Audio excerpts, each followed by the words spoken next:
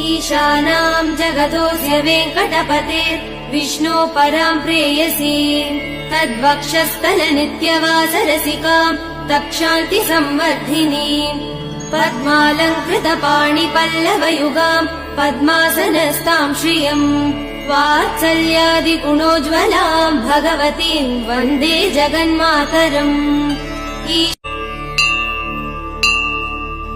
ईशानां जगतोऽस्य वेङ्कटपतेर् विष्णो परां प्रेयसी तद्वक्षस्थलनित्यवासरसिकाम् तक्षान्ति संवर्धिनीम् पद्मालङ्कृतपाणिपल्लवयुगाम् पद्मासनस्ताम् श्रियम् वात्सल्यादिगुणोज्ज्वलाम् भगवतीम् वन्दे जगन्मातरम्।